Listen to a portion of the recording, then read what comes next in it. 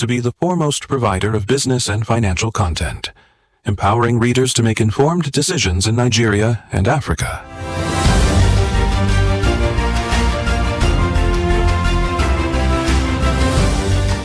Since our establishment, we have been committed to delivering insightful, relevant, and accurate information about Nigeria's business and finance environment, while contextualizing the impact of global events. We monitor the stock market, analyze the companies driving it, and report on government policies and their economic implications.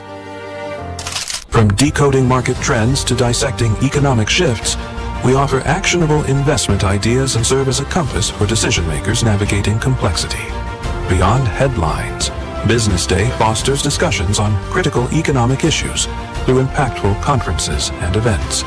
These platforms bring industry leaders together to share narratives that drive innovation and spark meaningful dialogues. Our events galvanize connections, bridging the gap between inspiration and achievement. For businesses seeking visibility, our strong digital presence offers unparalleled opportunities, with millions of followers across social media and a dynamic website attracting visitors from within and outside Nigeria. Business Day is the ideal platform to boost visibility for your products and services.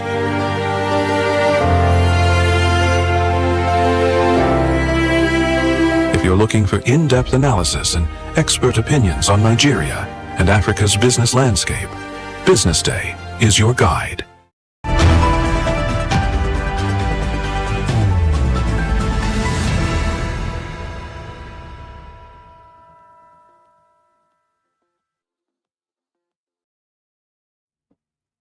Good morning and welcome to Business Day Television.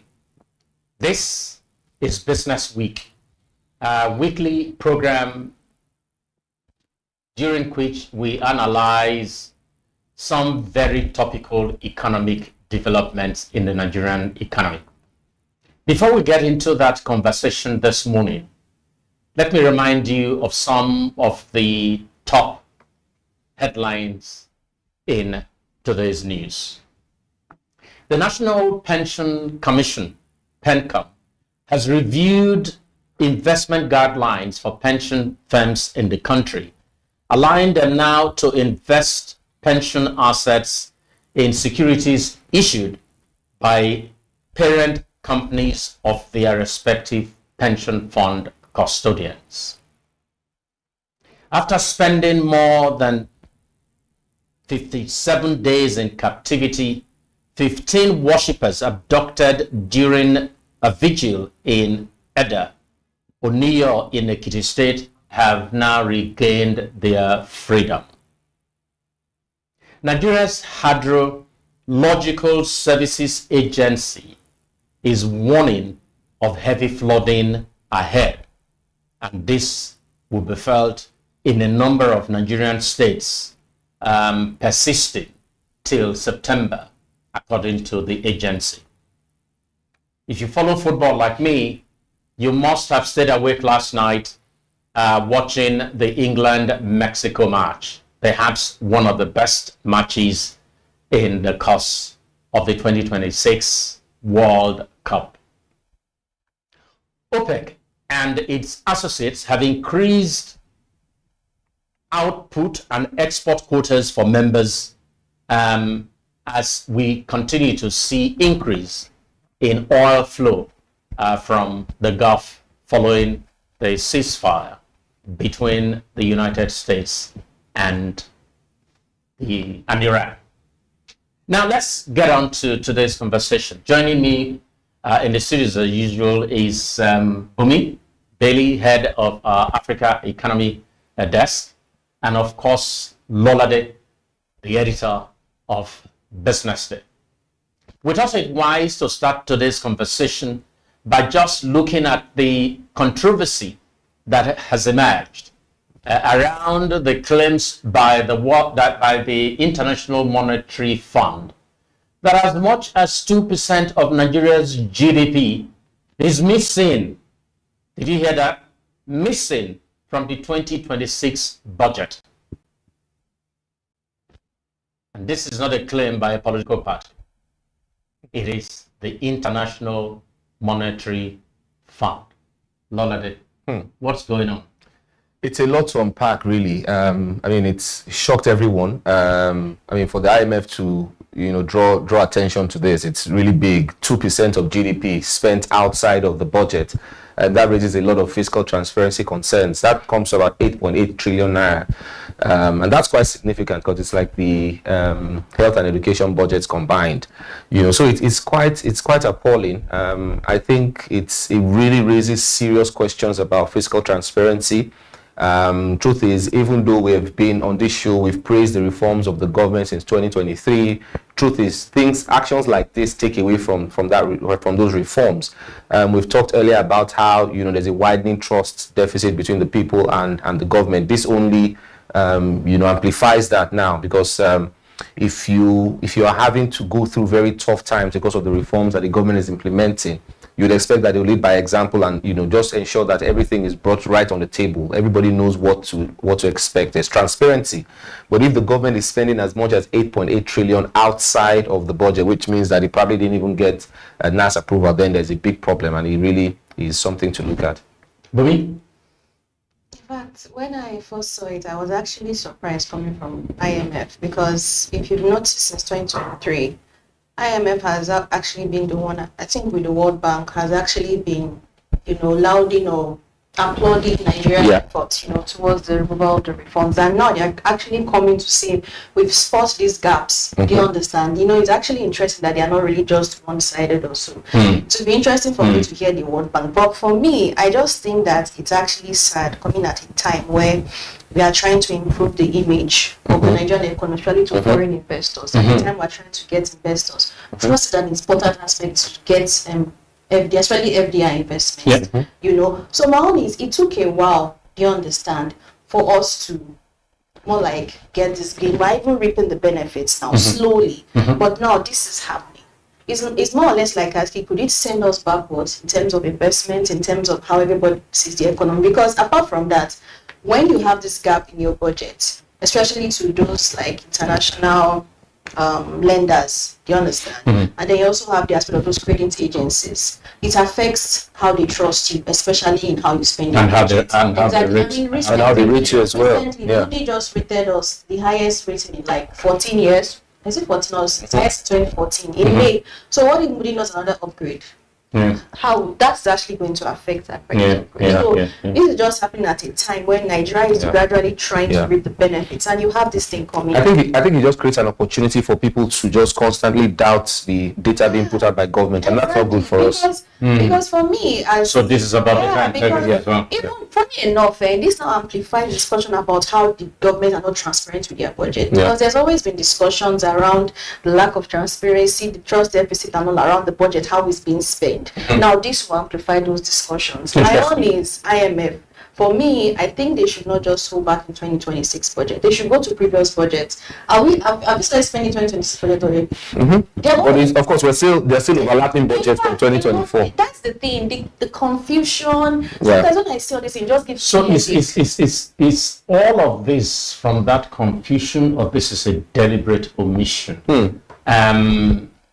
Because there's so much confusion around what budget we are currently implementing. So one is not sure whether the government has said. Yes, so to respond to that, the Minister of Finance, Mr. Taiwo Oyedele, has come out to debunk the claims made by the IMF. He said that it's more of a timing of reporting issue, and not like there's a missing money or anything like that. That we have some overlapping budgets that are still being implemented, and that money, the 8.8 trillion that the IMF is flagging, was probably budgeted for in previous years, not in 2026. So that's neither here nor there. That's why it's always good to just stick to one budget cycle to cover all this. It's mess. Messy. Exactly. So we need to stick to one. When are we even going to get back to that one? We need to do that. First 9 months implementation budget for 2025 was released May. If I want to, I was laughing. And last week we spoke elaborately around FDI and how you need to work to attract FDI. Lola, they help us just set out for us step by step what actually happened. Baker spoke Yeah. Who has spoken to government or what a big defense is? Yeah. So Christian Ebeke, who's the IMF representative for Nigeria, who's typically very reticent. Absolutely, absolutely rarely speaks publicly like that. Very measured in his speech. But he said that he did flag it. That about it. So he was speaking at a public event. Yes, a public event, and he was just making the point that this off-budget spending is making it difficult for the IMF to really ascertain the fiscal state of the Nigerian government. So he then mentioned that about 2% of GDP, had been spent outside of the budget. And then immediately that happened, obviously it blew up. People started talking about it, and that has elicited the response from the Minister of Finance, Taiwo Idili, who spoke on Sunday on his social media, via his social media handle. What did he say? So he debunked the claims. Like I said earlier, he said that it was more about timing of the reporting, and then he said that the IMF should have gone on to list some of those projects that they felt were funded outside of the budget. And that is not true, that it's not the same. But the truth is, if you look at it, you can almost connect the dots. BusinessDay put out a story today. Yes, absolutely. What did that story say? So, our story just clearly focused on the implication of this. And also, we tried to just look at, we do know the truth is, there are some projects that the government has overtaken that might not be in the budget. And the Lagos-Calabar Coastal Highway is one, for instance. It's probably one of them. Absolutely. I remember last year. What? Okay, go on. Yes, I remember late last year when this issue came up, we asked the question at the time that the Lagos-Calabar Coastal Highway project is not in the budget. And in response to that, the Minister of Works, David Umahi, said that, it's in the budget, but there was a mistake. It was erroneously tagged as Lagos-Port Harcourt Highway. But then when we went back, when we went back to the budget document, we found that the budget for that highway was 100 million naira.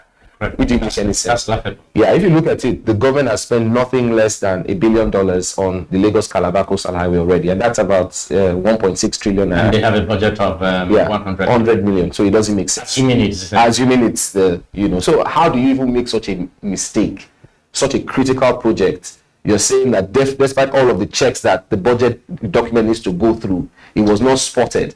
And then it came out as Lagos-Port Harcourt Highway. So that there may be other things. There may be other things. So so that's the concern for the IMF. People talk about Renewed Hope Fund or something that that's another one. We don't have any understanding around. Now, for me, the shock is, why did the IMF comment provoke such national outrage in your view?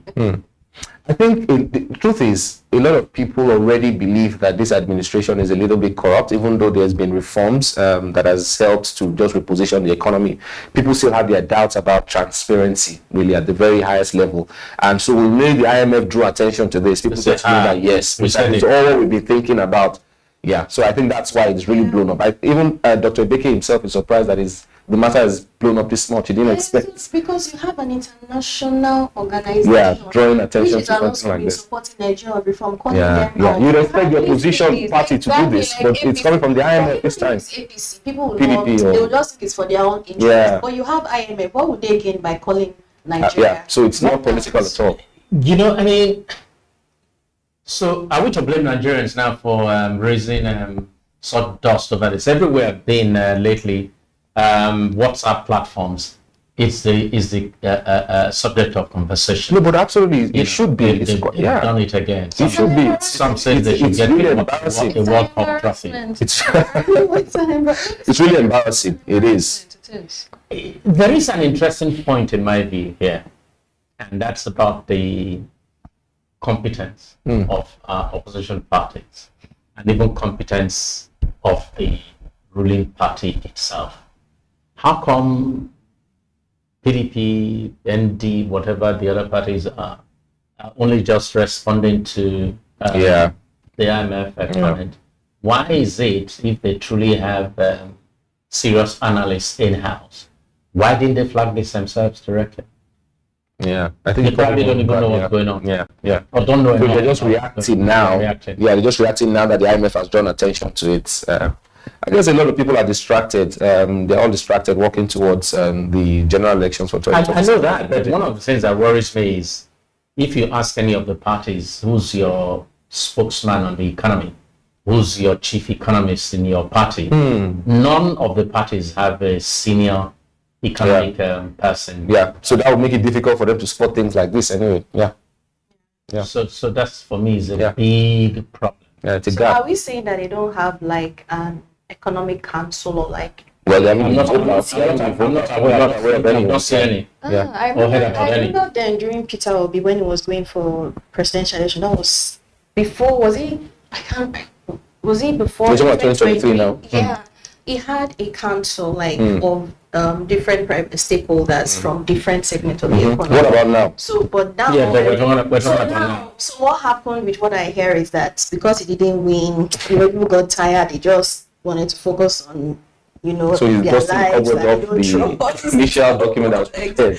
So That's not good that's enough. it. Well, if But I think whatever it is, the parties must strengthen their capacity for economic reviews and also for propounding their own theories about the direction to which they want to take the country. Yes. I mean, they need to find, it's good that Nigerians are raising this dust, but I think political parties in Nigeria need to begin to assure Nigerians that they know what they are doing, Yeah. that they have a clear understanding around some key economic principles that guide or will guide their government if and when they come to power. Yeah, So far, one is not saying In fact, that. it's just going back to what you said, I think 2 weeks ago when you were talking about how when Nigeria gets investments or whatever budget we do allocation, do we do weekly evaluations or audits? Yeah. If maybe we were doing that, we'll be caught up in this mess. Precisely. Now, before we take our break this morning, for the little time that we have, there is a related controversy around the country, and that relates to the fake foreign investment agency. We are mindful that this matter is in court, but it's such a disgrace, really, that the government is so big now that it cannot even account for all of itself. That's really worrying. It's So extremely once worrying. again, this time, Bumi, what exactly is happening? In It's a long fact, I would say that in my own opinion of all these things, right? This has never happened It's before. Never no, happened. no. What is even interesting is that you have the case of the IMF And then this this- fake And then you have, reporting last week. and then you have this. Like, and then you have this last week. I was telling myself that, let me use this scenario that if Nigeria, let's say Nigeria, say it has a boyfriend, is trying to woo his girlfriend, they are foreign investors, and then with the reforms you've done, you are gradually gaining the trust. Now you now want to marry the investor, that's your girlfriend, to become your wife. You're taking But steps now backwards. these things are Yeah. taking This is now. very You interesting. watch- Given that Exactly. you are a lady, you know how these things work. You know how these things work in the mind. Thank you very much. I thought of that. Yeah. That as an investor, you know that you want to get married to Nigeria. All these things are happening in a space of how many days? So these are alarm bells. Yeah, red flags. But anyway, let's just walk back in. This man, Adeni Matthew, whatever. How did he? I mean, it's ridiculous. You know, he had social media accounts. The first time I came in touch with any of his posts or his activity was last year. Yeah. And it was on, I think it was on X, on social media, X and Instagram.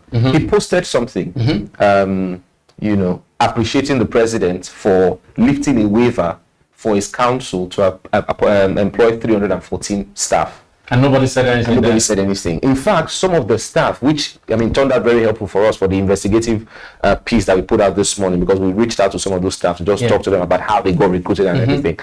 And some of them actually commented on his post to say, wow, yes, congrats to us. Because he said that, the president gave a waiver for him because the president had said that, no recruitment, yes, civil service for now because of the cash squeeze. But there was a waiver granted to his council to recruit 314 staff and set up offices across 170 countries and across the 36 states of Nigeria. I'm to my mind, I'm wondering, how is this even possible that someone like that will run an agency right in the center of government? He had an office, he had a CBN account, he got a 1.3 billion naira budget allocation. Have some cash. Yes. And then now the presidency is saying that this guy is fictitious. We don't know the guy. It's amazing. I don't It's know. a The guy shame. has not yet been arrested, and then it's kind of makes me to question what are the processes. He's facing charges. Yeah, to press the end. Stop an agency. What are the requirements? What are the procedures? So Exactly. So that's the question. All of those Because when procedures I we was went on my through. way to the office, listening to a radio station, somebody was saying that some smaller African countries, not even Africa, when they hear this, will laugh. How is it possible ridiculous. for you to allocate? So we're going so big. Back to that process of that evaluation, that audit, how do we criticize and all those kind of things. We just don't do all this, do our due diligence, because you're telling me The Nigerian government has become so big, like you said, that it can't even account for itself. The office of the Auditor General. Yes.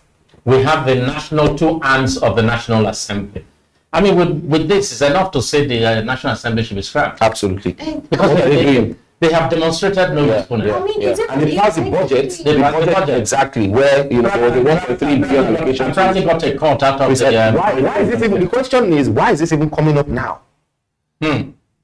It all started with the statement that was put up by the presidency saying that this fellow, we don't know him, blah, blah, blah, blah. Why is this coming up now? And he has been defending his position to say that, no, you can't say you don't know me. I was appointed.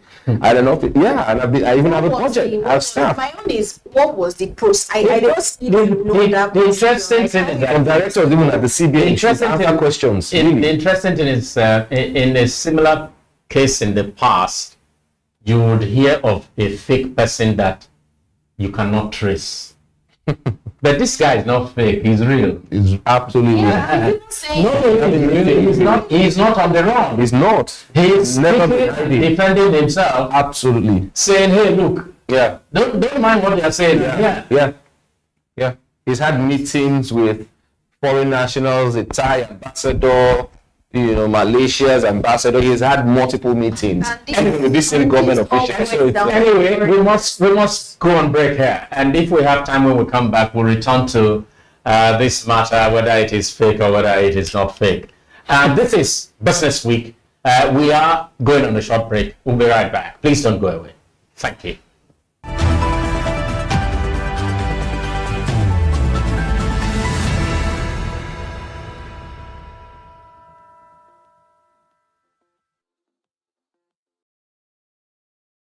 At Providus Bank, we're committed to your growth and success. You're never alone on the journey. Our personalized relationship banking is how we do things together. It's what sets us apart. We value every individual and partnership and treat them as such. We're committed to helping you grow and celebrating your success. This is your life story, your future, your forward. This is all about you. Let's move you forward. Providus Bank.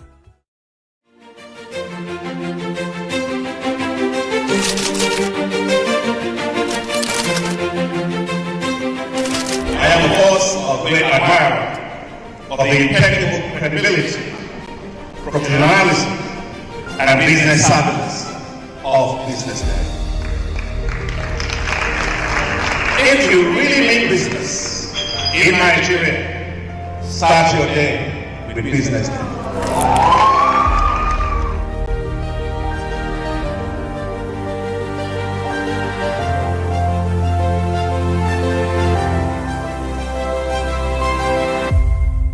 BusinessDay is West Africa's leading provider of business intelligence and information, delivering premium content across diversified media platforms, including online, mobile, and print. Since its inception in 2001 with a weekly newspaper production, BusinessDay has expanded its reach to provide exclusive content accessible through print, mobile, and online channels. At BusinessDay, our mission is clear: to be the foremost provider of business and financial content, empowering readers to make informed decisions in Nigeria and Africa.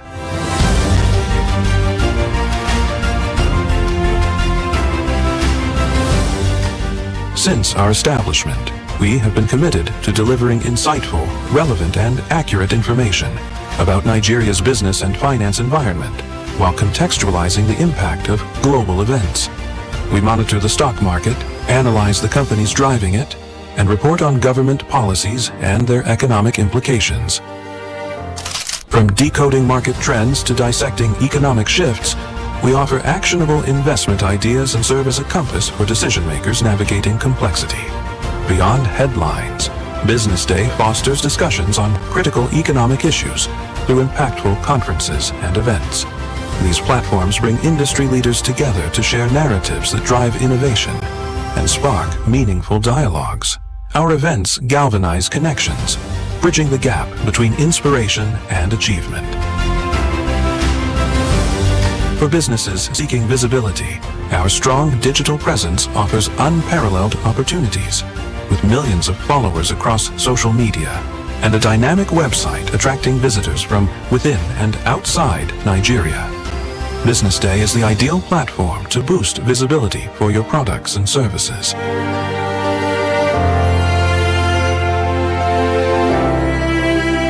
If you're looking for in-depth analysis and expert opinions on Nigeria and Africa's business landscape, Business Day is your guide.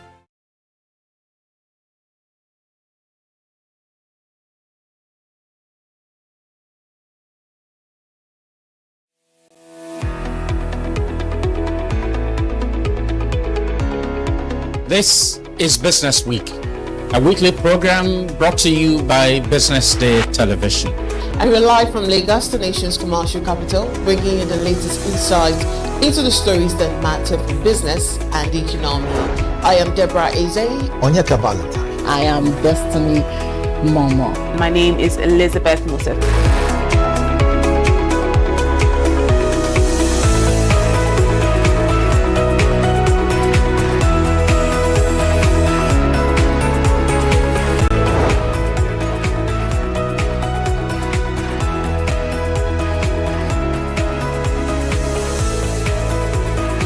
When you think of business, think no more, think Business Day. I know that Business Day Television will go places. It is the next big thing that will happen to the Nigerian media sector without a shred of doubt.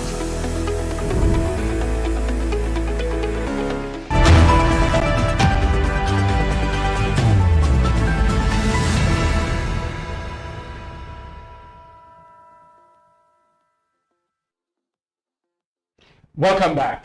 This is Business Day Television, and we're bringing you Business Week. Before we went on break, we were talking about the matter of the so-called fake federal agency for international investment. And before we close, the question I'd like to ask is this the only one? Are there some others that have not been exposed, even if they are fake? I think what this has done is to raise, this very question you've asked, that there are probably other agencies out there that are not, and so that's why we're digging now more than ever to just find, if at all there are any type of these agencies, find them out and see if they've been allocated any amount of any significant funds in the budget. But for me, this agency, this so-called Presidential Foreign Intervention Promotion Council, whatever it is, how successful has it been? It was set up in 2024.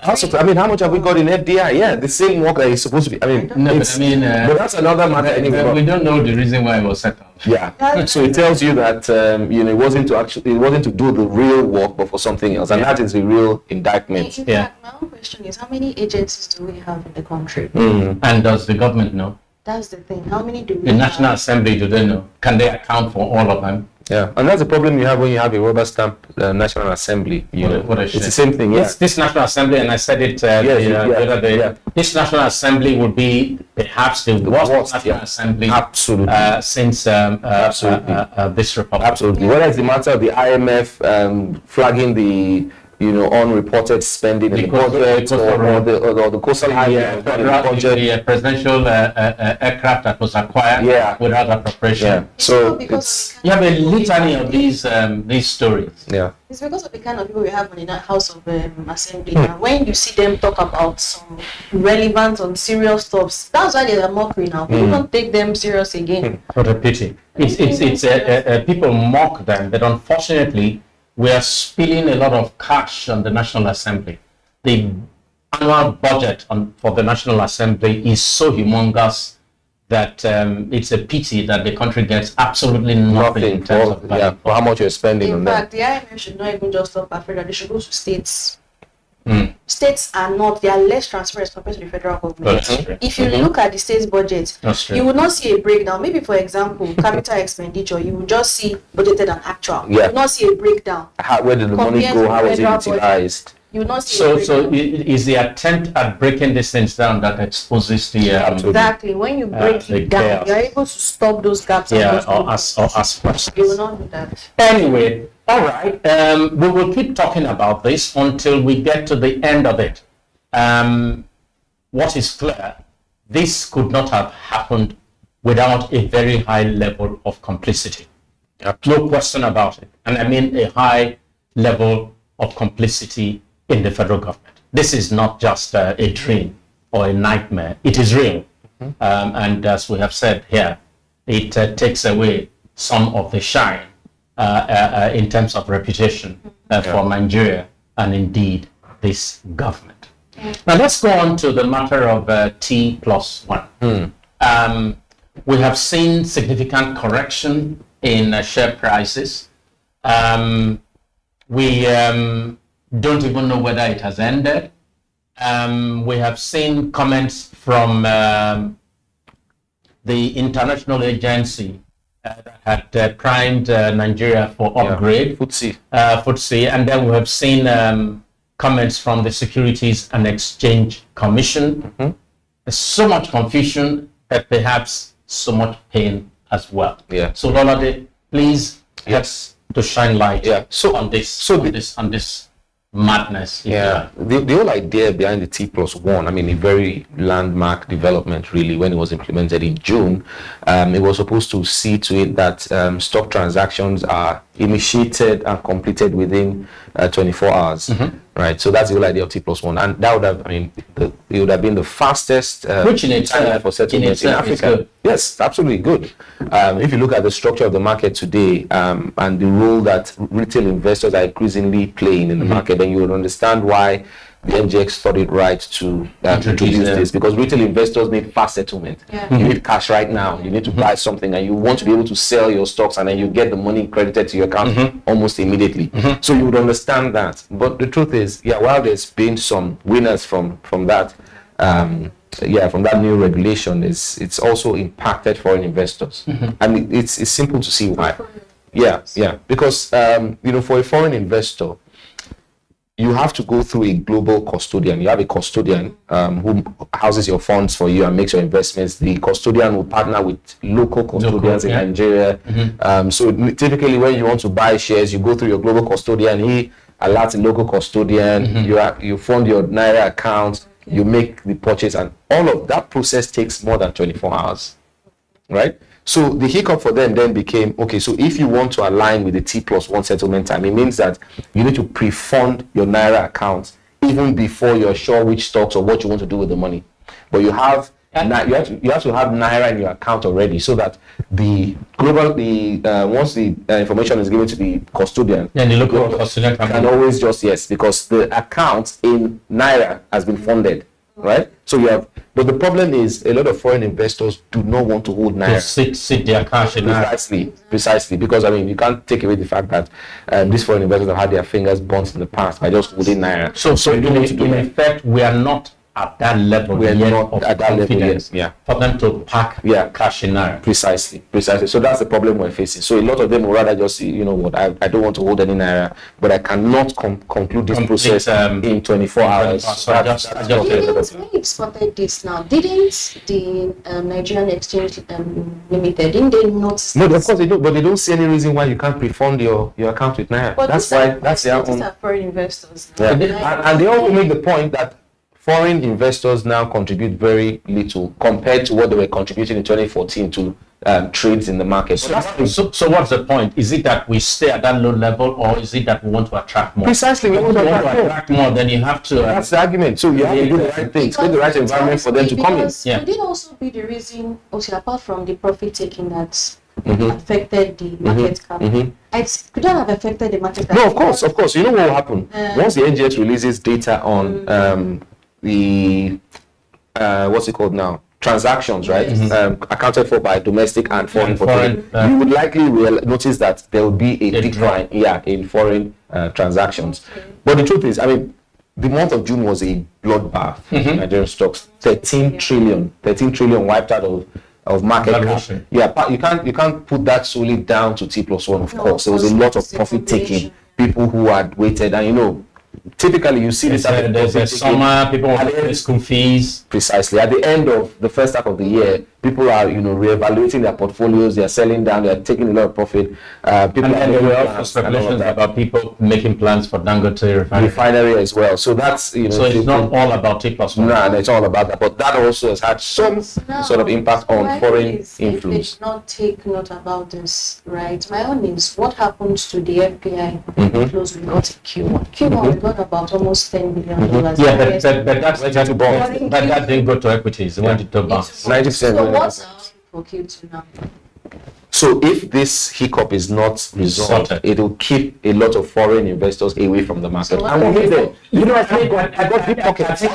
I think for me, they have huge pockets more than the local guys. Naira devaluation also helped too. Sorry, sir. The Naira devaluation also helped too. Yes. So, I think for me, the objective was to switch the heavy dependence on domestic equity investors by attracting foreign investors.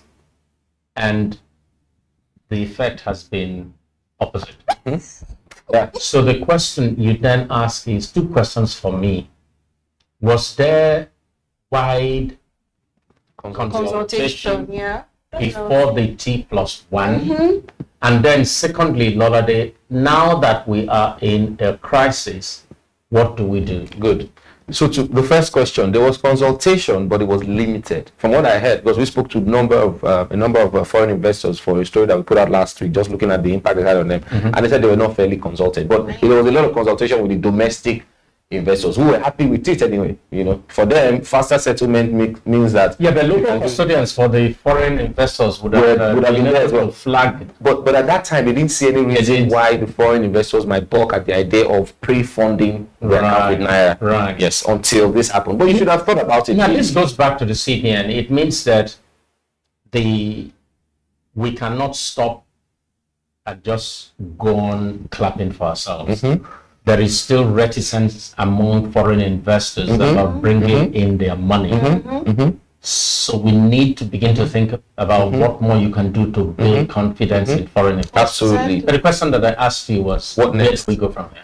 Truth is, if you look at it, I don't think the Nigerian market has that infrastructure for now. I mean, we've talked about confidence.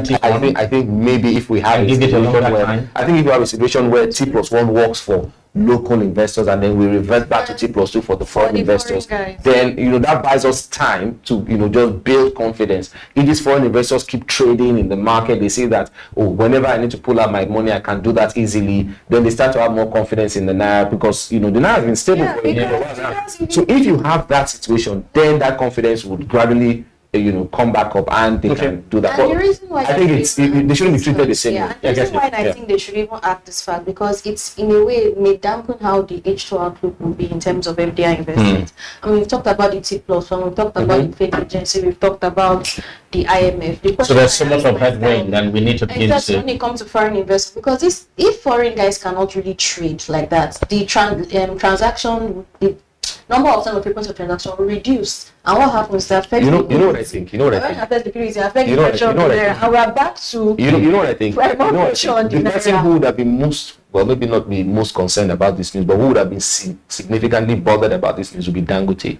given that his IPO is coming up soon, and he wants foreign participation. So I'm sure now that he's going to be looking and thinking, no, this is bad. What's going on here? Whatever it is. It's important that foreign, because those are the guys with the deep pockets. Exactly, they have the money. The Naira has been devalued, like you said earlier. It's about 1,003 now to $1. They've got deep pockets. They can significantly move the market if they come in mass. So and this FTSE inclusion was like the biggest factor, driving H2 outlook. Okay, all right. We would have to leave it here. Two things I've heard.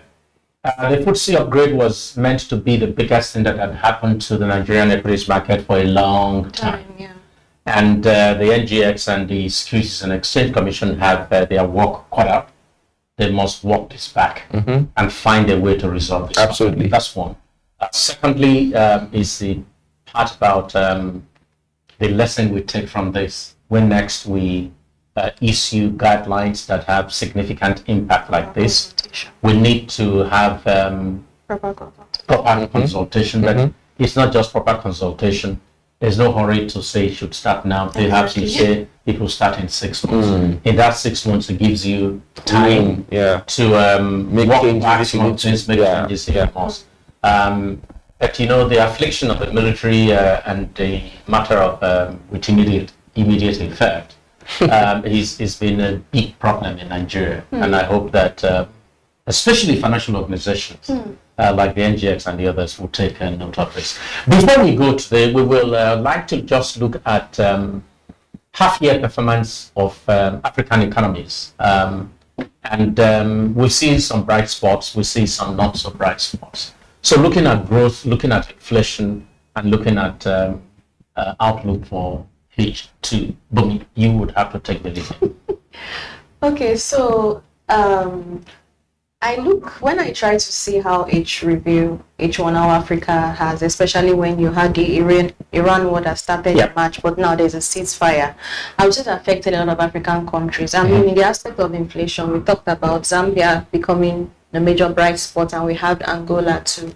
But what is interesting in South Africa, even though we talked about the fact that their inflation rate actually surged in like maybe the highest in almost 2 years or so, we've been able to see in May inflation rose to about 4.4%, but it's what the pace of growth or increase was less than when you compare to the like 4.0% in April.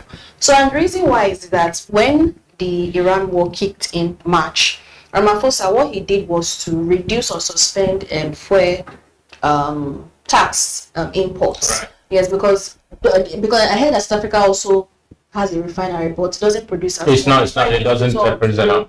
100,000 barrels. So he had to stop that fuel import tax so that it would not feed into inflationary pressures. Already, the South African Reserve Bank already has said that okay, they've been cutting rates, right? I mean, last year was a year of, I would say, massive aggressive rates cutting cycle for many African countries. This year they were going to continue that trend, but the Iran causing setback. Exactly, because many people were believing that when you reduce interest rates, access to credits, and then improve economic activity, so there was this optimism. But the Iran war affected it. So what other economies? So you have Kenya too.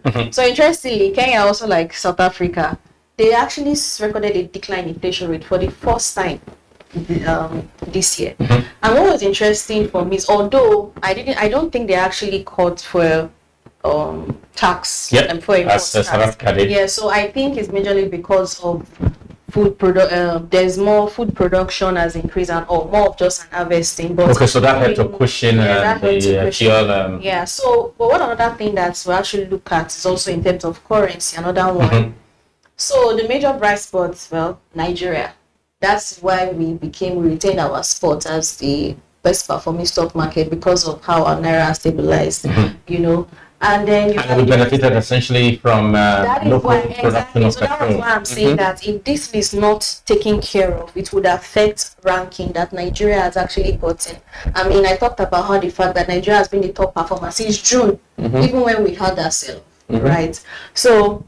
And then, apart from this... So what you're doing now is that you're listing out the winners, South Africa, Kenya, Nigeria, the metrics you're using the currency, you're using inflation. Yes. What about GDP growth? Yes, PMI too. Although GDP for Q1 for many African countries is not out yet. But there was I think there's something you sent to me, over the week. And what I would normally do is a PI, Purchasing Manager Index, because it closely relates to the GDP. So what I actually found out in May, before the whole, before June data comes out, I discovered that in May, out of 8 African countries, 5 of them contracted. Interesting. And in April, that's 3. And then in March, that's 2. Interesting. Just for our viewers to understand the relationship between PMI and GDP. So PMI is like a leading indicator, right? Exactly. That's fluffy sign, what to expect from Yes, after it's a the survey. So it's a survey done by Stanbic to actually gauge how economic What do you think? What do you think the economy is doing? Yeah?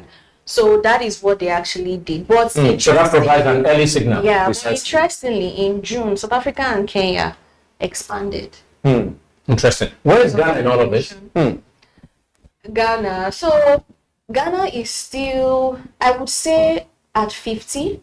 They've not changed. They've not moved. You understand? They are also being impacted by the Iran war. I mean, I was even surprised to see that in terms of performance in currency, they've depreciated year to date, maybe roughly around close to maybe they're from a very high base because we know that Yes. Significant appreciation last year. yes, absolutely. So I think maybe it's the base effect that actually, because I was actually surprised why they are among the, worst performing. Yes. Yeah, and Zambia, of course, is in fact, I would say that Zambia it should be the winner. It might be the winner. My only worry, Zambia, and if you talk about Zambia, I'm thinking about copper exports, right? That's mostly what is supporting the currency. So my only worry now is that if you look at a lot of these African countries, most of them are still heavily reliant on raw commodities. But many of them are now trying to, like I talked about yesterday, they're now trying to move from a resource-based economy to agro-processing, which is what they are doing. I talked about how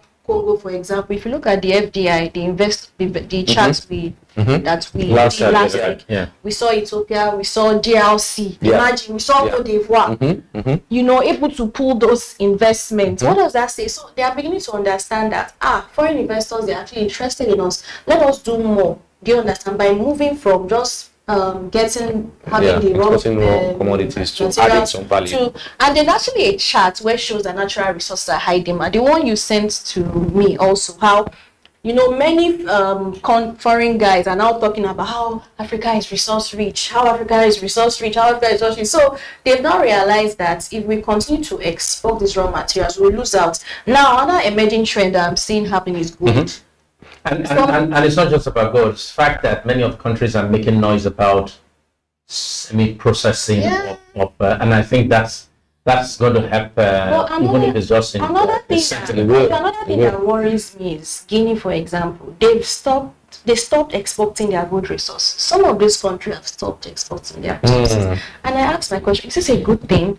Even though we're trying to be self-reliant. I think it's good. How will it not it's going to drive prices higher. It's going to bring interest in local processing, which is what I think. It will drive industrialization. It's 3 jobs for the people.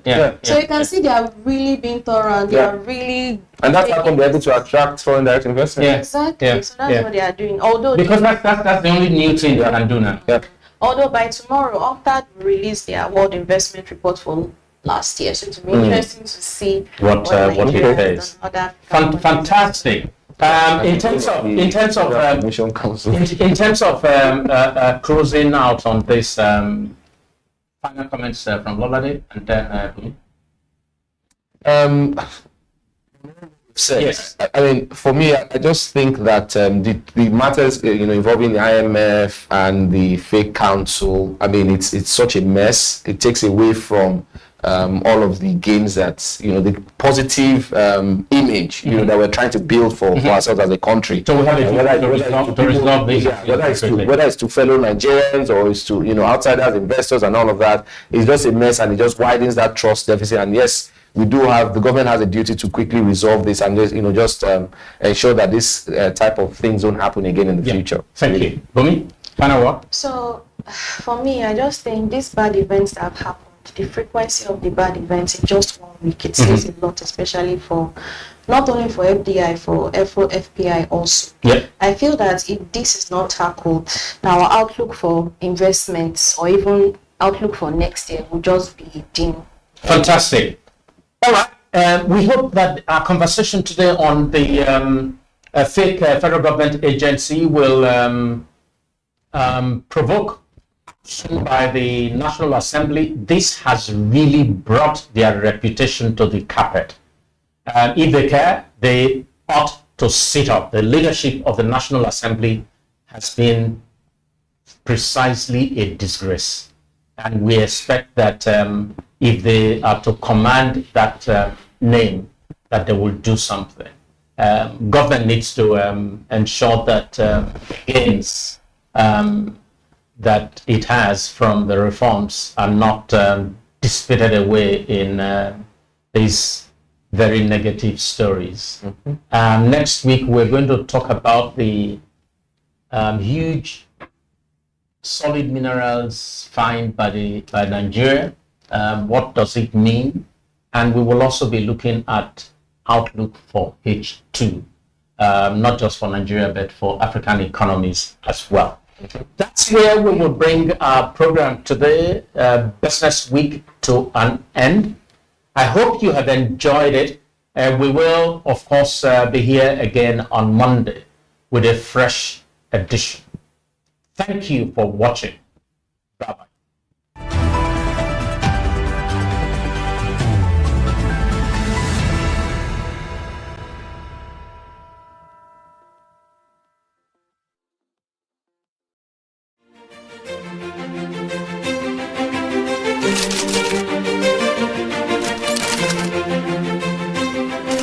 I am, of course, a great admirer of the impeccable credibility, professionalism, and business savviness of BusinessDay. If you really mean business in Nigeria, start your day with BusinessDay.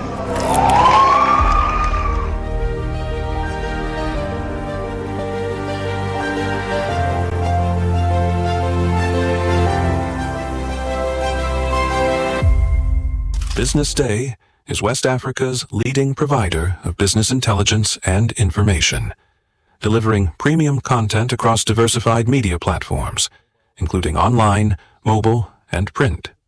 Since its inception in 2001 with a weekly newspaper production, BusinessDay has expanded its reach to provide exclusive content accessible through print, mobile, and online channels.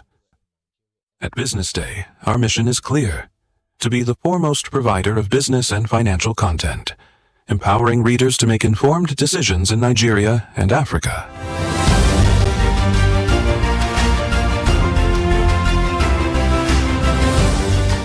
Since our establishment, we have been committed to delivering insightful, relevant, and accurate information about Nigeria's business and finance environment, while contextualizing the impact of global events.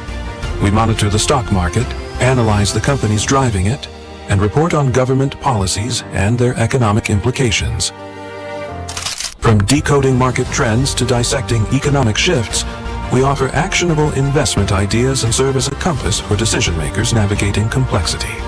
Beyond headlines, BusinessDay fosters discussions on critical economic issues through impactful conferences and events. These platforms bring industry leaders together to share narratives that drive innovation and spark meaningful dialogues. Our events galvanize connections, bridging the gap between inspiration and achievement.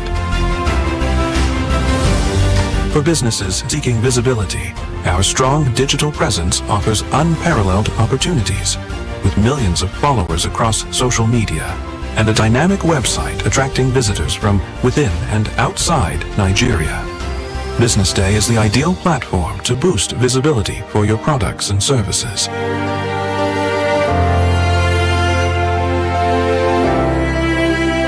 If you're looking for in-depth analysis and expert opinions on Nigeria and Africa's business landscape, BusinessDay is your guide.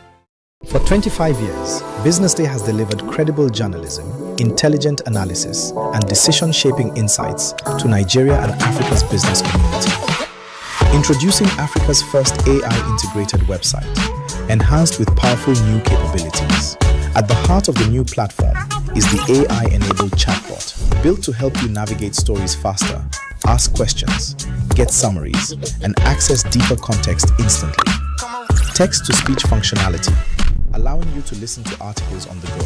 The Murtala Muhammad International Airport, Lagos, has recorded an 11.8% growth in air traffic. Whether you're commuting, driving, or multitasking, BusinessDay now moves with you. And with our new language translation feature, our journalism becomes even more accessible. You can select your preferred language, thereby expanding reach across diverse audiences in Nigeria, Africa, and beyond. This innovation reinforces our commitment to being not just a news platform, but also a smart, accessible, and future-ready business intelligence hub. As we celebrate 25 years of impact, we step confidently into the future, powered by technology, driven by credibility, and focused on you. Visit the new BusinessDay website today and experience the future of news. The National Delphi Council of Nigeria and Women in Successful Career has hosted a high-level dialogue titled Women in the Arts, Voice, Power and Economic Impact in Lagos. The event brought together industry leaders, policymakers, artists and stakeholders to discuss the growing role of women in Nigeria's creative economy. The event commenced with opening remarks by the President of National Delphi Council of Nigeria and Chairperson of WISCA, Amina Ayagbola. The speakers highlighted the growing economic contribution of Nigeria's creative sector, noting its potential to drive job creation, cultural influence, and national development. This particular event is focused on women in the arts. The Delphic movement, in collaboration with WISCA, is focused on arts, culture, and the creative economy, both for men and for women. And we're here today talking about trying to identify the barriers and the constraints and the gaps that exist for women in the sector, trying to ensure that that talent, that rich talent, that creativity that exists within our women folk is totally unleashed, so that they can really thrive, they can build businesses, and they can contribute more significantly to the Nigerian economy. Discussions focus on the need to remove barriers limiting women's participation in arts while creating more opportunities for leadership, funding, and growth. Industry experts also emphasize the importance of building sustainable systems, infrastructure, and institutions that can support creative talent and strengthen the sector. I think from a inclusion perspective, leadership perspective, and the role of arts in terms of economic value creation, that's really what I take home from here. But also the fact that we need to systemize the way we work. It comes out of individual initiatives, but you need to take it to the next level to build strategies and systems in order to kind of make it more autonomous and also detach it a bit from the individual perspective. The dialogue further explored the role of storytelling, digital media, and cultural heritage in shaping social change and preserving national identity. International representatives of Delphic movements also highlighted opportunities for global collaborations and support for artists across different creative disciplines. It's been a fantastic gathering of thought leaders, people in the corporate sector, people who are involved in the arts. The conversations were very interesting, and I think the most important thing is that we're all looking for ways to create wealth for people in the art space.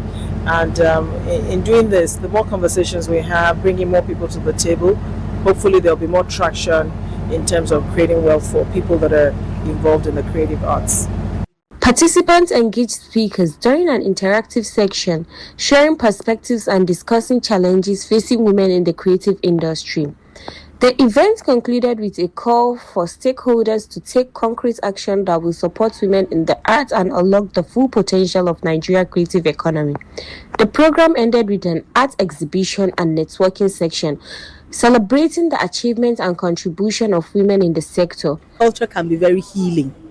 And when you have an organization like this that is global, then we can have those global conversations. Sometimes the conversations can be uncomfortable, but even if they are uncomfortable, we will look at all the complexities and bring them out in a way that hopefully we will be able to have those conversations, being honest, but being empathetic as well. Well, I think, I just said to them, I think it's just about how do we collaborate, right? How do we find ways to be intentional about bringing more women into this sector, to give them more pathways to express themselves, and to bring out what lies within. As they say, women are the bedrock of the home, and no matter what you do, everybody has a mother somewhere. And I think that they're the ones that transmit culture, they transmit that energy to their children, and that's the way we want to really engage. So for me, women is a natural thing, and you see it every day in this sector. film, music, fashion, food, hair and beauty, everything. The women are leading in every section. So, I mean, I think it's a good time for the ladies. Fatima Gudaji reporting for Business Day Television.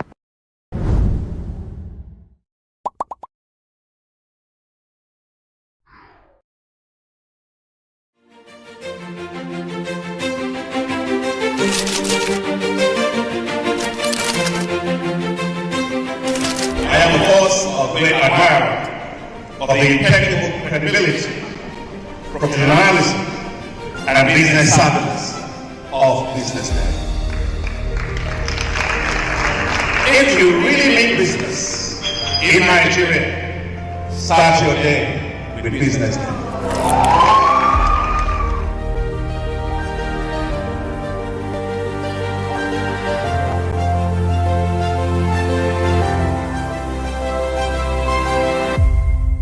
Business Day is West Africa.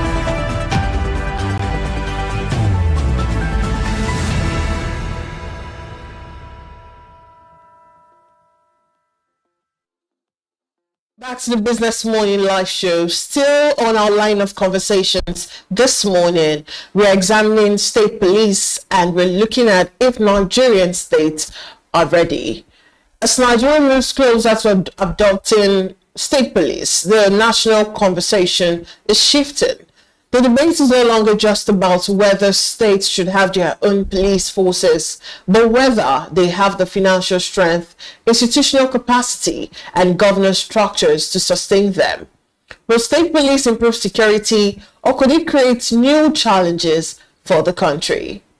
And joining us to examine this is public affairs analyst Damian Ajayi. Good morning, Damian. It's good to have you.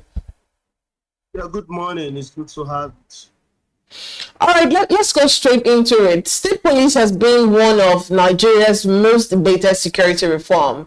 Now that it appears closer, what do you think this moment represents for the Nigeria security architecture?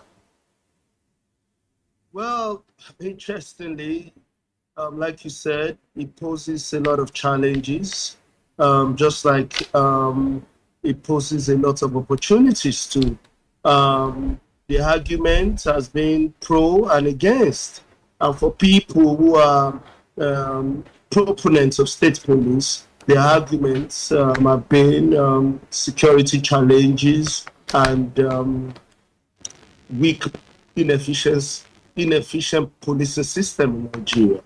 But also people who are against it are talking about the governors abusing it in a sense, and political office holders abusing it in a sense. And they are right to say that, because if you look at it from our historical and political narrative, they have a good reason to say that. But like I said, it poses a lot of opportunities and it poses a lot of challenges. And how we are able to weave around these opportunities or challenges as they may present themselves will determine whether in the long run it is a good idea. Yeah, it is a good idea generally. Why?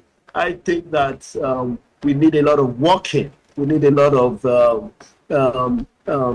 policy think through so that we can get the best out of it. That is my humble opinion. And I think that as much as we begin to involve stakeholders and different sectors of the Nigerian political circle, it will give us a better perspective as to how we intend to go about it. So do you think that the conversation has now shifted from whether Nigeria should have state police to whether states are actually ready to establish and also sustain their own police services? Well, whether Nigeria should have state police system, I mean, what some people call decentralized police system, it's in the affirmative. But I think the second question is whether Nigeria is ready for a decentralized police system, in this case, state policing, is another question entirely. And in my humble opinion, I don't think we are ready because, yes, it is important that, that we build an efficient policing network. It is also true that if you look at the world internal security policing index, Nigeria is about 122 out of 125 countries, and in Africa we are about, we are close to the to inefficient, low-ranking policing countries in sub-Saharan Africa. So I think that yes, our policing systems, has a lot of institutional challenges, inefficiency, corruption, and all that. Whether we are ready is something I don't think we are, because if you look at what is bedeviling the federal police structure, who are supposed to be the ones to babysit the state police, we see that there's so much to be desired. And I think there should be more robust discussion and engagements and consultations around these issues so that we can get the best out of it. But I don't think, as it is today, with the state of the Nigerian police force today, with the state of the political instability in the country today, I don't think we are ready. Because just like former President Obasanjo just said, the issues in the First Republic are still potent today in modern Nigeria. So we understand that since the conversation of state policing, has been on and about, one of the biggest concerns is funding, because policing requires continuous investment in personnel, in equipment, also training and operations.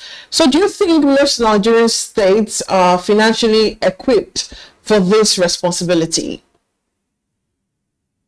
Well, I don't think so. I think there'll be a lot of physical and funding incapacities in this respect. Because if you look at the indices, the criteria for measuring efficiency police system, according to World Internal Security and Policing System, you're talking about capacity, you're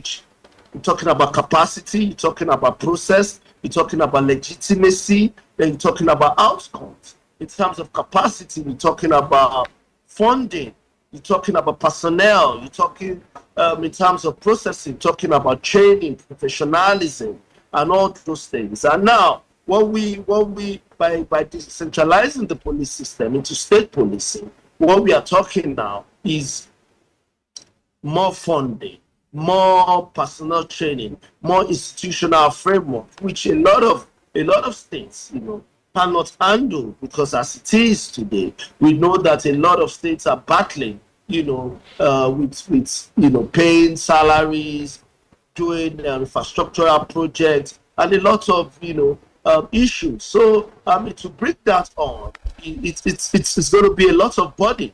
But that is not even an issue, because if you look at the USA, for instance, where they practice, multi-layer policing, the federal is always there to fund, states or local government that are incapable of funding themselves in certain areas. But beyond that discussion is the framework, is the financial autonomy, within the system, is the political structure. Don't forget that we've practiced state policing before in terms of regional policing and the national and the native authority, kind of policing. We saw how it went. So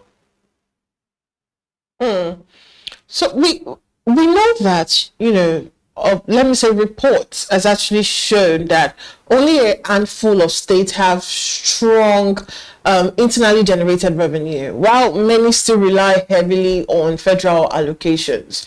Now, do you think every state should be allowed to establish its own police force at the same time? Well, like the proposal we're seeing on the table, it is said that there'll be a National Police Council that will set the standard, that will build the framework and set the standard upon which the state police, can operate. I looking at that from that framework, I don't think every state can do it at the same time, because that would be a lot of work even for the National Police Council and various states in terms of capital funding, institutional framework and training. But I think that yes, some states may have the financial muscle to take it on, but I think a lot of more states do not have the financial muscle to take it on. And if you look back at our history, you will see that in the First Republic, the regions were in charge of their revenue. They remitted to the federal government. They took a large part of it and they remitted to the federal government, which is not the same in this case. Now, it's the federal government that is remitting to states. So I think that in itself will create a lot of financial bottlenecks for the states. How they intend to go about it is going to be something to watch. I hope at the end of the day, taxpayers, the people, the ordinary Nigerians like me will not bear the burden. So beyond funding, let's move away from funding now. Critics fear that state police could be abused by governors for political purposes. How valid do you think these concerns are, and what safeguards are needed to prevent such abuse?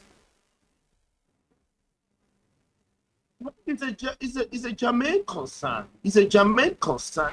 If you look at the way the political instability, if you look at the way the political class, especially the governors, the states, and the local government, the way they operate, it is germane to have such concerns, because we see that most of the governors have literally pocketed their respective assemblies and their respective states judiciary.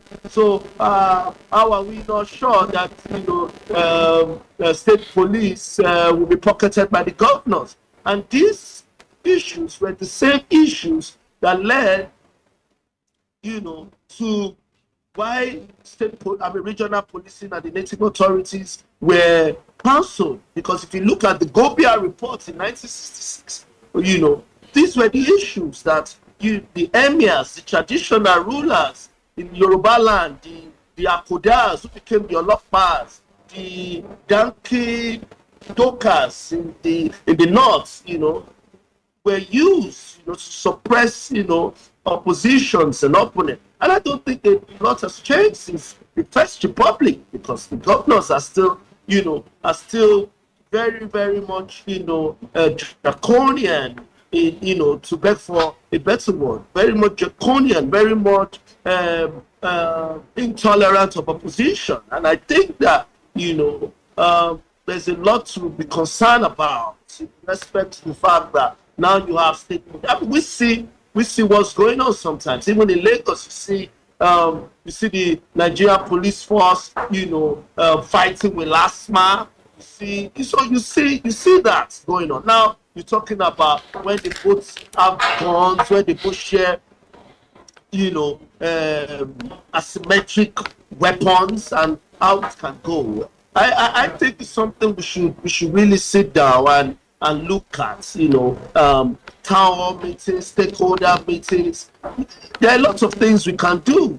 It's a good idea, but I think that there are a lot of reforms, there are a lot of discussions, there are a lot of consultations and engagements with civil society, with professionals, with political class, with ordinary Nigerians that can help us forge a better policy framework, that can project it better. And I think that if we can do that, it will help. A lot of people have written about it. I mean, you have Professor Tamuno, you have you, Alikema. I mean, we should bring these professionals. We should bring the police personnel. We should bring ordinary Nigerians. And, we should have discussions around this, and maybe we'll have clarity, at the end of the day, in terms of this concern, in respect to these concerns. So, some states already operate security outfits. I'm talking about the Western Nigerian Security Network and also the Lagos State Neighborhood Safety Corps. Can these existing structures serve as a foundation for state police? Well, some people hold the view that it provides that framework upon which a state can build on. I don't think so, because whether it's Neighborhood Watch, whether it's other state security network, I think policing is beyond just wearing uniform and carrying weapons. I think why Nigeria is poorly rated in global ranking in respect to policing is because of poor training, professionalism, lack of resources, lack of funding. Policing takes a lot. It's beyond, it's beyond Neighborhood Watch, and I don't think that framework can be built on. I think in terms of professionalism, in terms of training, in terms of empowerment, capacity, equipment, they need thorough training. They need thorough training to be able to handle the challenges as it presents itself in modern Nigeria. And also, security experts, they also argue that, the readiness goes way beyond money to include training, oversight, and institutional capacity. So in your view, Damien, is Nigeria prepared on that front? Nigeria is not prepared on that front. Obviously, we see what has bedeviled the Nigerian police force at the federal level. And is it the Nigerian police force that will babysit the proposed state policing? We see the corruption, the weak institutional capacity, the Nigerian police force. We see, the poor personnel, the lack of personnel. These are a lot of, issues. I think funding is key. And whether we are looking at the United States of America model, where a certain chunk of the revenue goes to policing at the local level, state funding and federal funding. You need funding for state police. Los Angeles budgeted over $2 billion for county policing. Talk about New York, where you have municipals, you have county policing, you have and you have sheriffs. A lot of funding is key. Funding is key, because without funding, how do you go about training? How do you get the best training? How do you get the best welfare? How do you get the best equipment? How do you get the best intelligence? That is on one side. Then on the other side, we are even saying, look, you need more personnel. You just don't need people. You just train them hurriedly and give them weapons. That is not the way. Not the way you're doing it with the forest guards. You need training in developed society where you have efficient police system. If you talk about you need dedicated people. You need funding. You need training, and that is what can get us out of the woods. Except we just want to pack people and put them there. And we've tried it with the Amotekun, we've tried it with Neighborhood Watch, we've tried it with Vigilante. Where have we headed? We need trained personnel. Welfare. We are not going to be talking about owing salary, pension, and people. We need people because we are going to put sophisticated weapons in their hands. We are going to, they're going to be in charge of our lives and securities and properties. So I think that there are a lot of things we should sit down and look at. The National Assembly, they are doing a lot, but I think that they should make the conversation more open, more robust, more engaging, so that they can get the best out of it. So, still on what reports and also critics are saying, some analysts have proposed a phased out rollout, and that means allowing only states that meet financial and the governance benchmark to establish state police first. Do you agree with this approach? Well, all states are not the same. And the primary purpose of government is welfare and security of lives and citizens. There are poor states. Even in the US, you have poor states and you have rich states. I mean, you have New York, you have California, you have rich states, and you have poor states too, like North Carolina, so federal government must always come in, one way or the other, to provide that, basic level support system, which is fine. But beyond that is the accountability, the process, the legitimacy, the public trust, the outcomes, how do you follow up on this? What are the institutional framework? For instance, if you are talking about in America, you have sheriffs who head the county. In some counties they are elected to show accountability and transparency. In some counties, the councils, they are elected, and in some counties they are recommended. They are recommended to the mayor. In some countries, you recommend to the president, and the president has to pick out of those recommended. So you see that there are a lot of corruption, there are a lot of institutional gaps, there are a lot of funding gaps, public trust gaps that we have to work on before we can now start talking about duplicating it in the 36 states of Nigeria. Because what we have now is to duplicate corruption, inefficiency, weak institutional framework, poor funding. That is what will be spread into the 36 states. So I think that, yes, the issue of state policing is key. It's a good idea. But like every good idea, it needs implementation. It needs a framework. It needs enforcement. It needs people. It needs the executive. It needs the legislature. It needs the judiciary. It needs well-meaning Nigerians also to be able to succeed. Only ideas will succeed. Only ideas will work without enforcement, without implementation. Thank you very much, Damien. It was really good to have you in our conversations this morning on Business Morning Live Show. Thank you so much for your time. Thank you for having me. Have a wonderful day. All right, we're on to Damien Ajayi. He's a public affairs analyst. And that's it on our conversation this morning. Up next is the social listening. To stay with us.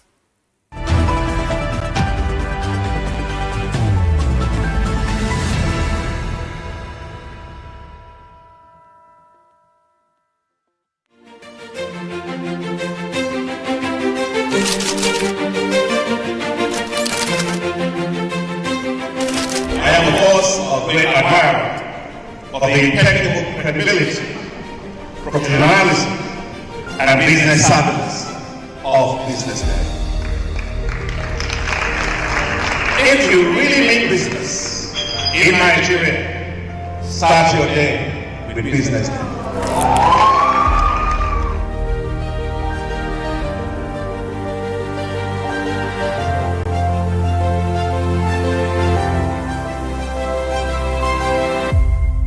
BusinessDay is West Africa's leading provider of business intelligence and information, delivering premium content across diversified media platforms, including online, mobile, and print.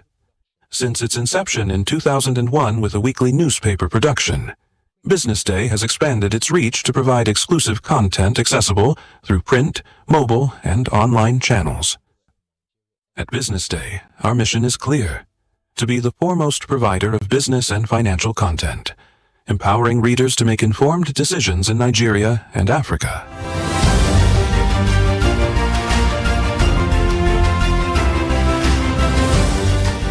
Since our establishment, we have been committed to delivering insightful, relevant, and accurate information about Nigeria's business and finance environment while contextualizing the impact of global events. We monitor the stock market, analyze the companies driving it, and report on government policies and their economic implications. From decoding market trends to dissecting economic shifts, we offer actionable investment ideas and serve as a compass for decision makers navigating complexity. Beyond headlines, Business Day fosters discussions on critical economic issues through impactful conferences and events. These platforms bring industry leaders together to share narratives that drive innovation and spark meaningful dialogues. Our events galvanize connections, bridging the gap between inspiration and achievement. For businesses seeking visibility, our strong digital presence offers unparalleled opportunities, with millions of followers across social media and a dynamic website attracting visitors from within and outside Nigeria. Business Day is the ideal platform to boost visibility for your products and services.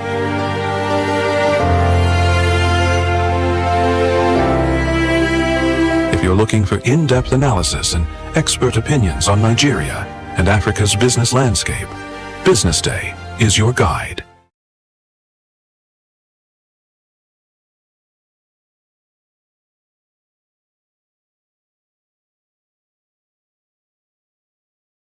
At Providus Bank, we're committed to your growth and success. You're never alone on the journey. Our personalized relationship banking is how we do things together. It's what sets us apart. We value every individual and partnership and treat them as such. We're committed to helping you grow and celebrating your success. This is your life story, your future, your forward. This is all about you. Let's move you forward. Providus Bank.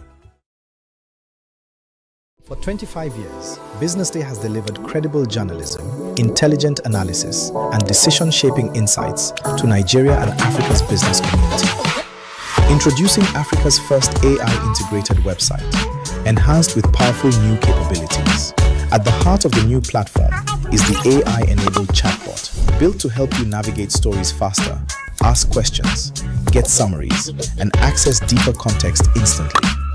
Text-to-speech functionality, allowing you to listen to articles on the go. The Murtala Muhammad International Airport, Lagos, has recorded an 11.8% growth in air traffic. Whether you're commuting, driving, or multitasking, Business Day now moves with you.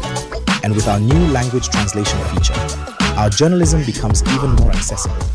You can select your preferred language, thereby expanding reach across diverse audiences in Nigeria, Africa, and beyond. This innovation reinforces our commitment to being not just a news platform, but also a smart, accessible, and future-ready business intelligence hub.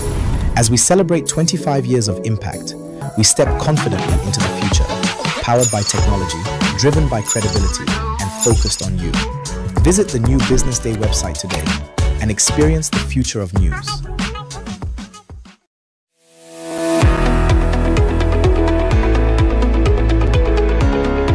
This is Business Week, a weekly program brought to you by Business Day Television. And we're live from Lagos, the nation's commercial capital, bringing you the latest insight into the stories that matter for business and the economy. I am Deborah Eze. Onyeka Valentine. I am Destiny Momo. My name is Elizabeth Moses.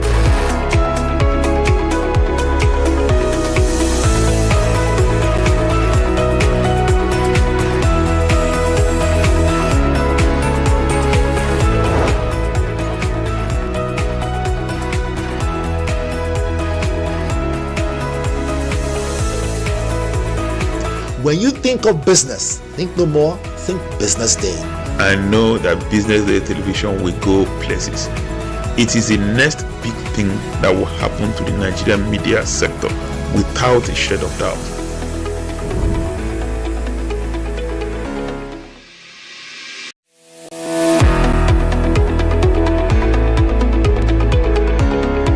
This is Business Week, a weekly program brought to you by Business Day Television. And we're live from Lagos, the nation's commercial capital, bringing you the latest insight into the stories that matter for business and the economy. I am Deborah Eze. Onyeka Valentine. I am Destiny Momo. My name is Elizabeth Moses.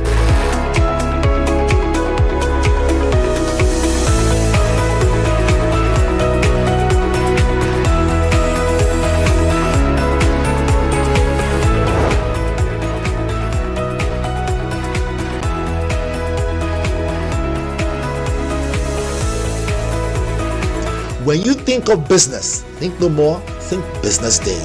I know that Business Day television will go places. It is the next big thing that will happen to the Nigerian media sector without a shred of doubt.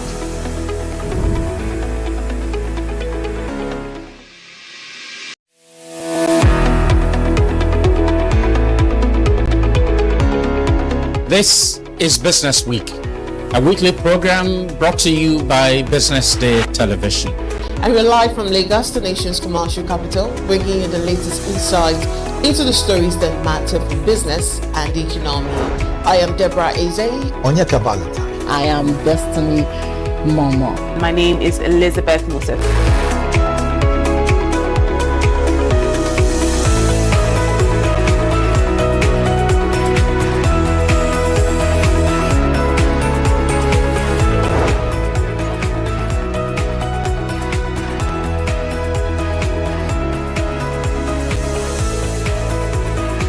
When you think of business, think no more, think Business Day. I know that Business Day television will go places. It is the next big thing that will happen to the Nigerian media sector without a shred of doubt.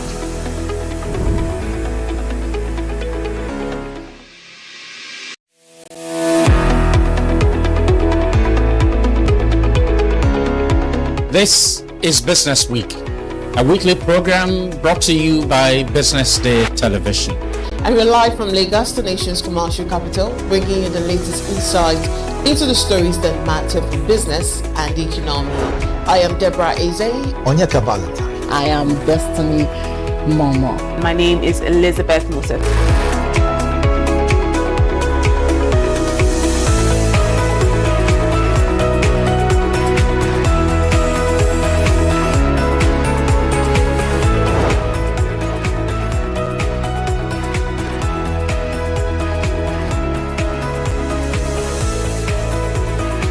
When you think of business, think no more, think Business Day. I know that Business Day television will go places.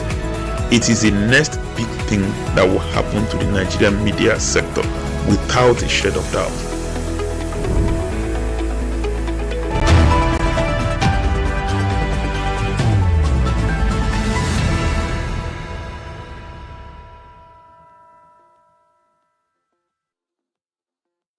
And of course, you know, if it's sparking conversations, then we're bringing it to your seat.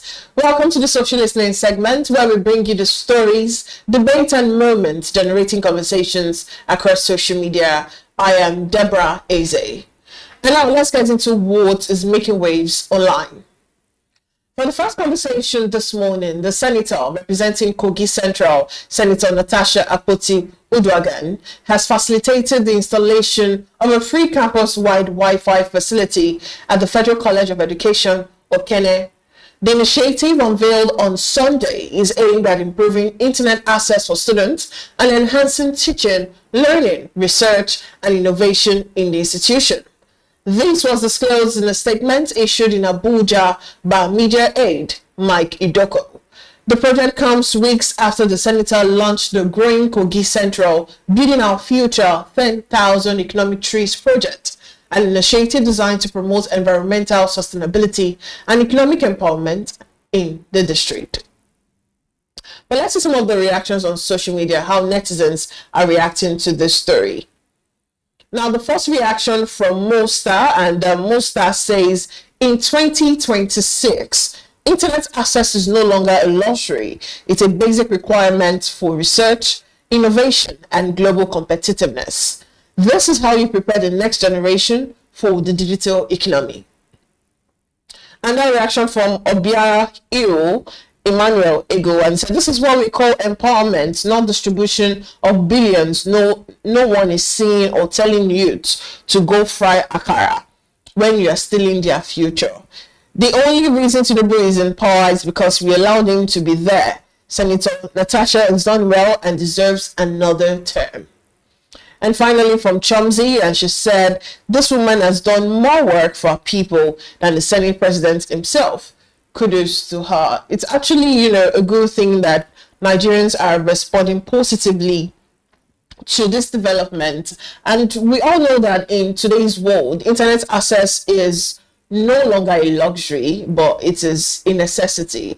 And from research and online learning to applying for scholarships and building digital skills, connectivity has become an essential part of education.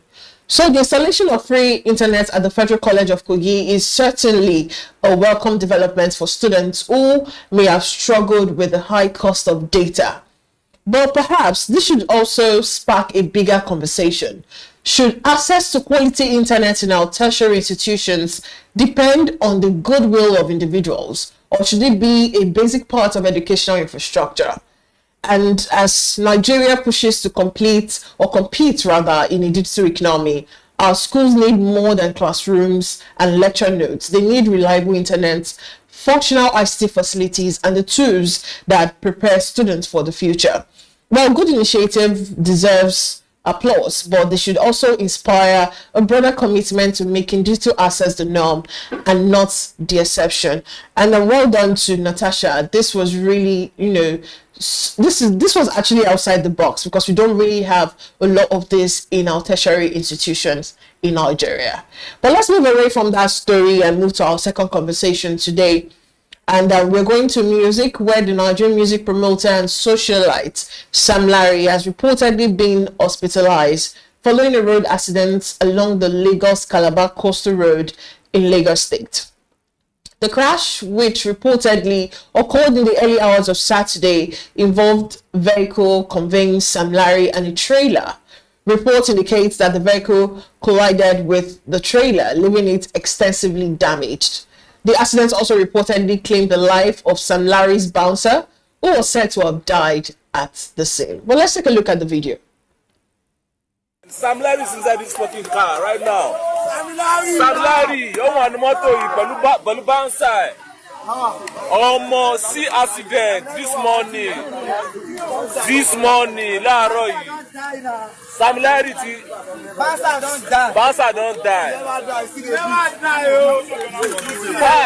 Omo, inside rain, jeez. Now let's see how netizens are reacting to this story. The first reaction from Lord Ozai, and he said, wow, so it took Mohbad this long to start to revenge his killers. I love the fact that he's starting from the strong to the weak, so that even though he don't tire, he go first finish waiting his starts. Another reaction from Oluwa Bamidele, and he said, knowing the kind of guy this guy is, he should be investigated while in hospital bed. Cause tell me why he survived and the bouncer died while they were in the same car and in an accident. And that reaction from Chukwubikem Victor, and he said, sometimes this life happens so fast. One moment we are here, we are hot and healthy, but the next moment we are in a critical situation or lifeless. Wish him quick recovery and rest in peace to the deceased. And finally, from Papi Julie, and he said, until they all come out publicly to say what they know about Mohbad's death, their mind can't touch ground. Well, let's just look at the accidents and not having to attach this to the late Mohbad. Whenever lives are affected by road accidents, it is a sobering reminder that tragedy can strike in an instant. Now, reports indicate that Sam Larry was hospitalized while his bouncer sadly lost his life in the crash. And beyond the headline and also the public attention that we are getting surrounding those involved, a family is now grieving someone who will never return home, which is the bouncer that died on the spot. Now, this is also another opportunity to reflect on road safety in Nigeria. Whether you are a celebrity, a public official, or an everyday commuter. The road does not discriminate. Speeding, reckless driving, poor road condition, and also inadequate enforcement continue to claim far too many lives. Every fatal accident should push us to ask what could have been done differently, because at the end of the day, no headline is more important than a life that could have been saved. And I would just say rest in peace to the deceased, and hopefully Sam Larry recovers hale and hearty, and we don't get to experience any more loss. And also for the final conversation today on the social listening, Nollywood actress Halima Abubakar has explained the reason behind her decision to leave Islam and embrace Christianity, saying her conversion followed what she described as a miraculous healing from a mysterious illness that kept her bedridden for nearly 9 years. The actress disclosed that after years of battling the ailment and surviving what she called several near-death experiences, she became convinced that God had given her a second chance at life, prompting her to dedicate herself to serving Jesus Christ. And according to Halima, her recovery was not just a return to good health, but a spiritual transformation that convinced her to publicly profess a new faith and share her testimony with others. But let's take a look at how netizens are reacting to this story. And of course, the first reaction from Naija Badi, she said, a personal experience doesn't prove one religion is true and another is false. Healing stories are meaningful to those who experience them, but aren't universal evidence. Another reaction from Bami, and he said, everyone has the right to choose their faith based on their personal convictions and experiences. Wishing Halima Abubakar good health, peace, and fulfillment as she begins this new chapter of her life. And finally, from Joseph Friday Dele, and he said, everybody gets right to choose the faith way bring them peace. If this now waiting she believes says save and strengthen her. May God continue guide her. I wish her good health and a better life ahead. So yeah, faith is one of the most personal decisions that anyone can actually make.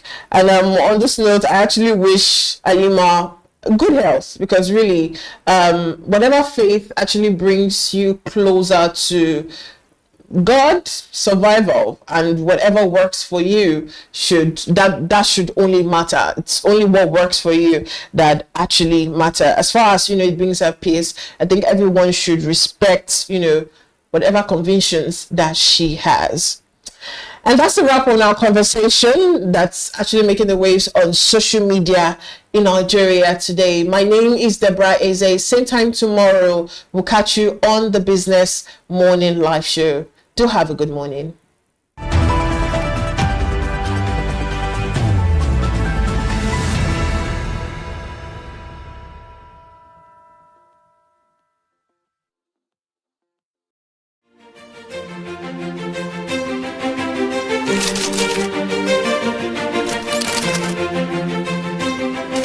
I am, of course, a great admirer of the impeccable credibility, professionalism, and business savviness of BusinessDay.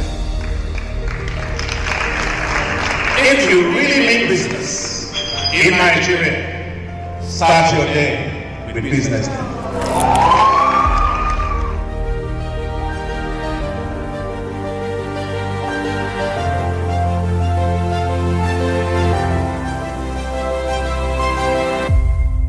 BusinessDay is West Africa's leading provider of business intelligence and information, delivering premium content across diversified media platforms, including online, mobile, and print. Since its inception in 2001 with a weekly newspaper production, BusinessDay has expanded its reach to provide exclusive content accessible through print, mobile, and online channels. At BusinessDay, our mission is clear: to be the foremost provider of business and financial content, empowering readers to make informed decisions in Nigeria and Africa.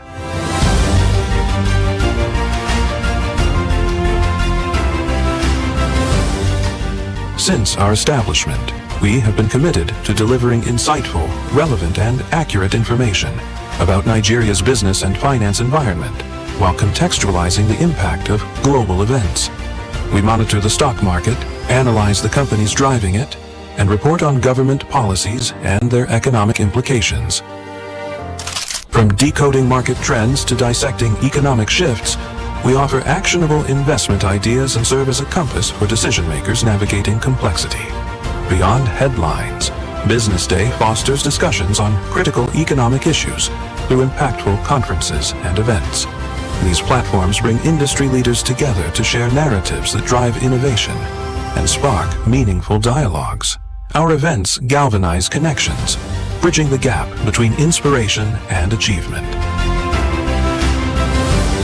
For businesses seeking visibility, our strong digital presence offers unparalleled opportunities, with millions of followers across social media and a dynamic website attracting visitors from within and outside Nigeria. Business Day is the ideal platform to boost visibility for your products and services.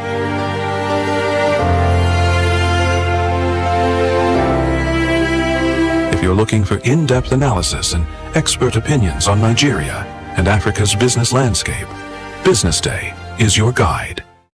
As fuel prices continue to rise, more Nigerians are beginning to consider electric vehicles as a cheaper alternative to traditional petrol-powered cars. To understand what electric vehicle ownership really looks like, Business Day visited the Kore EV charging station, located inside the Federal Palace Hotel grounds in Victoria Island, Lagos. As electric vehicle adoption gathers pace, Lagos now has over 20 public EV charging stations, making it easier for motorists to own and charge electric vehicles across the state. We spoke with the station attendant and 2 EV drivers. My name is Adedeji Adedayoluwasei.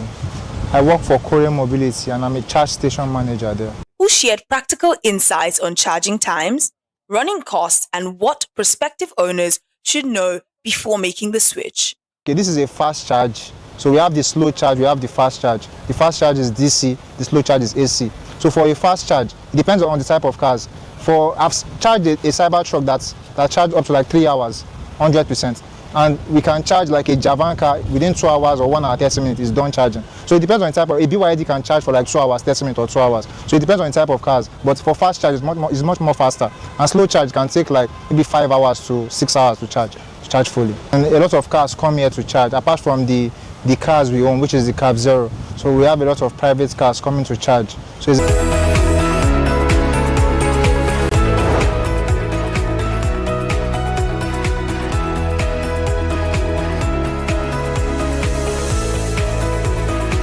When you think of business, think no more, think Business Day. I know that Business Day television will go places. It is the next big thing that will happen to the Nigerian media sector without a shred of doubt.